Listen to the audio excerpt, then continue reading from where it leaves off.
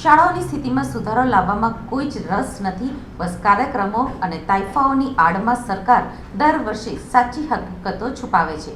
ત્યારે આપ પાર્ટીના સમગ્ર ગુજરાતના સંગઠન દ્વારા તમામ જિલ્લાઓમાં કલેક્ટરના માધ્યમથી મુખ્યમંત્રીને આવેદનપત્ર આપવામાં આવ્યું છે. ગુજરાત સરકાર શાળામાં પ્રવેશોત્સવ કરવા જઈ રહી છે, પરંતુ શાળાઓની સ્થિતિમાં સુધારો લાવવામાં તેમને કોઈ જ રસ નથી.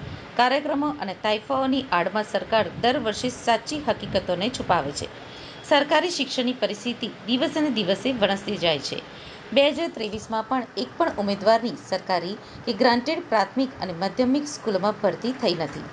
છેલ્લા 3 વર્ષમાં 31 માર્ચ 2023ની પરિસ્થિતિએ ફક્ત 11 જેટલી સરકારી શાળાઓને જ મંજૂરી આપવામાં આવી છે, જ્યારે 526 ખાનગી શાળાઓને મંજૂરી આપવામાં આવી છે.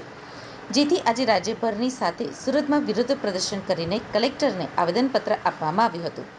ગુજરાત સરકાર ફરી એકવાર શાળાઓમાં પ્રવેશોત્સવ અને ગુણોત્સવ જેવા કાર્યક્રમો કરવા જઈ રહી છે, પરંતુ સરકારને ગુજરાતની સરકારી શાળાઓની સ્થિતિમાં સુધારો લાવવામાં કોઈ જ રસ નથી.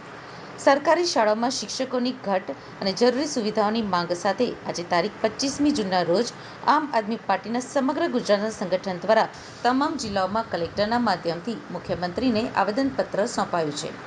આ કાર્યક્રમમાં આમ આદમી પાર્ટીના પ્રદેશના નેતાઓ, પદાધિકારીઓ, જિલ્લા અને તાલુકાના હોદ્દેદારો અને મોટી સંખ્યામાં કાર્યકર્તાઓ હાજર રહ્યા હતા.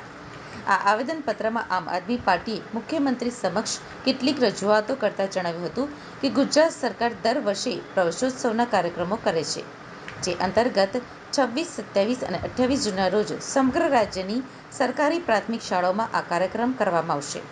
આવા કાર્યક્રમો અને તાઇફાઓની આડમાં સરકાર દર વર્ષે સાચી હકીકતોને છુપાવે છે અને સરકારી શિક્ષણની પરિસ્થિતિ દિવસે ને દિવસે વણસતી જાય છે.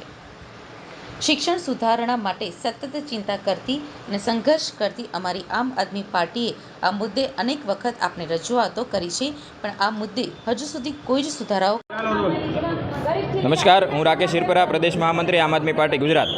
આપણે સૌ જાણીએ છીએ કે ગુજરાત સરકાર દર વર્ષે પ્રવેશોત્સવ, ગુણોત્સવ વગેરે અનેક પ્રકારના તાઇફાઓ કરે છે માત્ર ફોટોશૂટ માટે.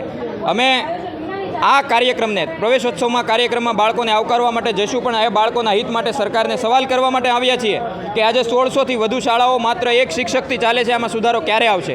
18,000થી વધુ ઓરડાઓની અછત છે. આ ઓરડાઓ ક્યારે બનશે? અત્યારે 32,000થી વધુ શિક્ષકોની અછત છે. આ અછતની પૂર્તિ ક્યારે થશે? 1.14 લાખ બાળકો ગયા વર્ષે ધોરણ 8માંથી શાળા છોડી ગયા છે. આ બાળકોએ માધ્યમિક શાળામાં પ્રવેશ નથી લીધો. આ બાળકોને સારી શાળાઓ, સારું શિક્ષણ, એફોર્ડેબલ એજ્યુકેશન ક્યારે મળશે? તો આ તમામ સવાલોને લઈને આમ આદમી પાર્ટી આખા ગુજરાતમાં આજે આંદોલન કરી રહી છે, વિરોધ કરી રહી છે. બાળકોને સન્માનવા પણ જઈશું અને બાળકો